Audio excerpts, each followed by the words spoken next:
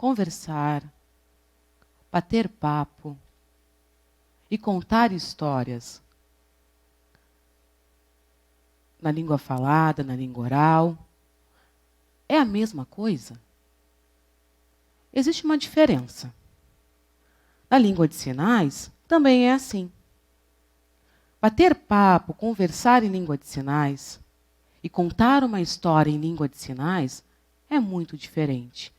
Quando contamos histórias, acrescentamos elementos visuais diferentes de bater um papo.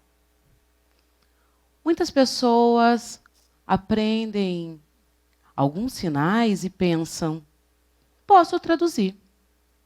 Pegam um livro e começam a olhar as palavras em língua portuguesa e apresentar diversos sinais na sequência. Estou contando uma história.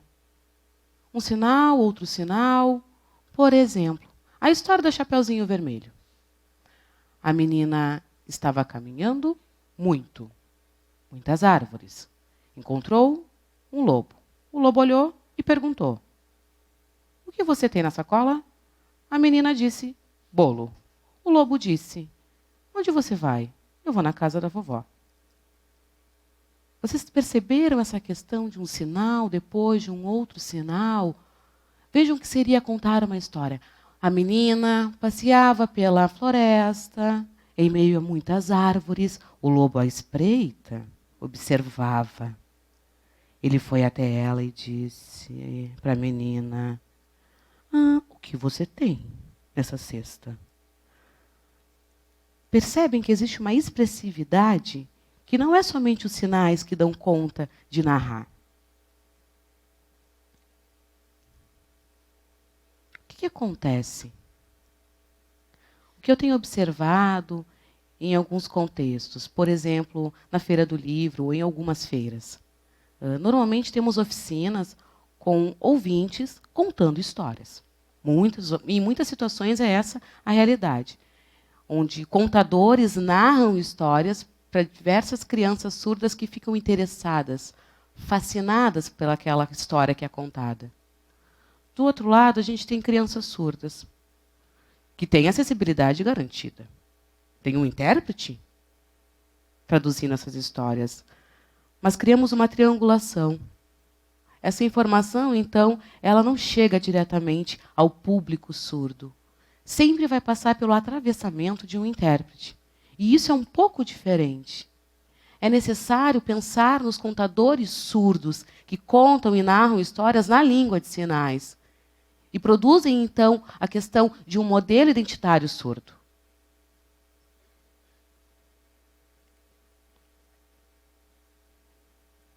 E sobre isso, eu tenho uma experiência de quando eu trabalhei dentro de uma escola de surdos, principalmente na disciplina de língua de sinais. Eu incentivava os alunos a produzirem suas histórias na língua de sinais, no desenvolvimento linguístico. Buscava diversos livros, então, de temáticas variadas. Por exemplo, normalmente a gente tem uma recorrência ao uso de histórias clássicas, por exemplo, dos contos de fadas. A Chapeuzinho Vermelho, Os Três Porquinhos, diversas histórias. Mas somente essas histórias? Não. Eu buscava outros livros para que os alunos pudessem ter conhecimento, mesmo com relações temáticas, como a Páscoa, o Natal, o Dia das Mães. Essas temáticas, então, que estavam na escola, a gente buscava, então, livros para ampliar o conhecimento, aumentar o fluxo de informação. Nessas fotos que eu trago para vocês, é de uma feira do livro do ano de 2002. A temática, então, era contar a história da Branca de Neve. Todo mundo conhece essa história. Mas pensar na Branca de Neve surda, para contar uma história para ouvintes também. A Branca de Neve surda, a rainha má surda também.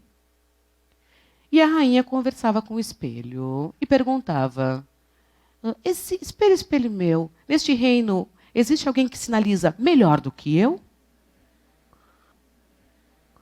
E o espelho dizia: não existe ninguém. A rainha dizia: ok, eu sou a melhor sinalizadora desse reino. Num outro momento, ela perguntou: existe alguém que sinaliza melhor do que eu? E o espelho respondeu: temos sim, Branca de Neve. Ela é surda também. A rainha disse: que absurdo. Chamem o caçador. Corte as mãos da Branca de Neve. Percebam que a gente traz elementos culturais, adaptando e pensando na cultura surda, na comunidade surda e na valorização da língua de sinais.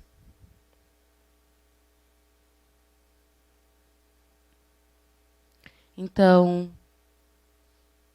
o projeto que eu tenho organizado dentro de escolas e tudo mais, né? E eu tenho um filho de 7 anos que eu conto história, meu filho é ouvinte, eu conto história para ele em língua de sinais. E eu pensava, e as crianças surdas? Elas também precisam ter acesso aos livros, à literatura. E é por isso, então, que foi criado o canal Mãos Aventureiras, com o objetivo de buscar os livros infantis e traduzir tanto livros nacionais como livros internacionais, de temáticas variadas, onde eu conto histórias em língua de sinais. Eu sei, porque muitas vezes as pessoas se perguntam, por que mãos aventureiras? Porque as mãos são um símbolo de valorização da comunidade surda, porque é o meio de comunicação das pessoas surdas. É pela língua de sinais, é pelas mãos que se dá a expressão, a comunicação, a informação e a aventura, como um mergulho do conhecimento, um mergulho na ampliação dos aprendizados. Então, as Mãos Aventureiras pensando exatamente nisso.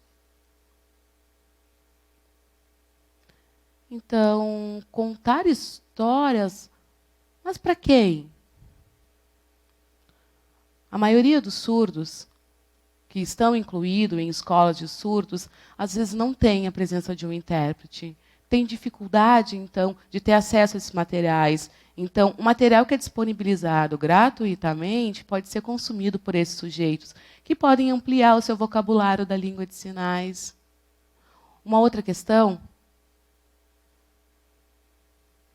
é que 95% das crianças surdas nascem em lares ouvintes, de pais ouvintes, e enfrentam em algumas situações problemas de comunicação. Então, os vídeos disponibilizados para essas crianças são uma possibilidade de informar. Os pais também podem assistir e aprender alguns sinais. Eu trago algumas fotos para vocês, então, para falar um pouco dessa história. Muitas vezes as pessoas pensam que a oralização é um elemento central numa narração. Mas e quando a gente pensa na ampliação disso para a sinalização? Por exemplo, andar a cavalo, sem nenhuma expressão, como expressão. O movimento, o vento. As expressões, então, saem do nível da oralidade e passam para a expressão facial.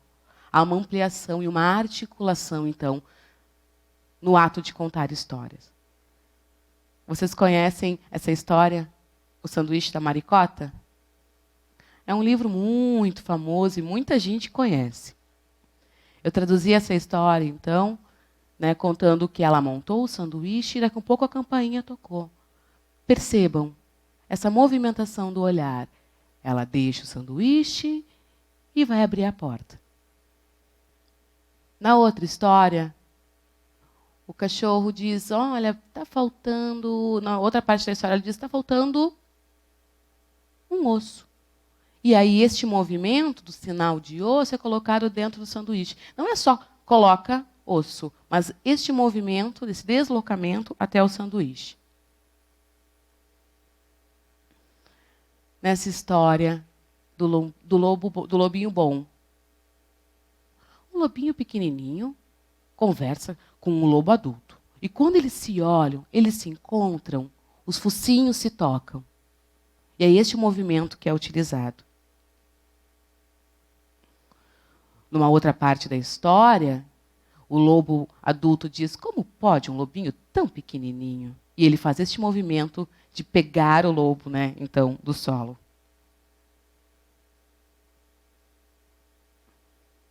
Ao contar histórias, também pensamos no olhar. O olhar sinal de olhar, de me olhar. Vocês na plateia estão me olhando, me assistindo. São muitos olhos na minha direção. Não apenas uma pessoa, muitas pessoas. Então, o uso do sinal, olhar, diferente em diferentes contextos. Na história da centopeia e seus sapatinhos, ela foi comprar um sapato e ficou admirada. E aí a gente consegue observar a expressão de admiração para os sapatinhos. Enquanto que na história da selvagem, a menina selvagem que vivia na floresta, como a história do Mowgli, que muitos conhecem, a menina estava sentada e olhando de forma estranha, com estranhamento para as pessoas que a admiravam. Então, são formas de olhar diferentes. Ainda na história da centopeia e os sapatinhos, esse é o sinal de sapato. A centopeia poderia colocar um único sapato, calçar um único sapato? A gente tem os sapatinhos para cada pezinho da centopeia. Se esse ficou apertado, tira os sapatinhos da centopeia. E pega um número maior e tenta encaixar em cada um dos pés.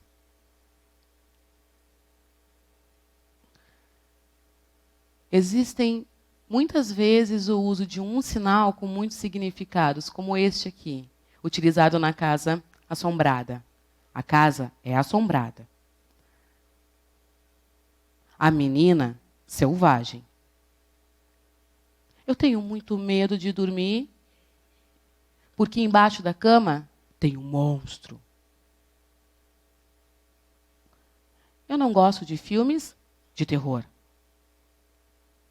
Um único sinal com muitos significados.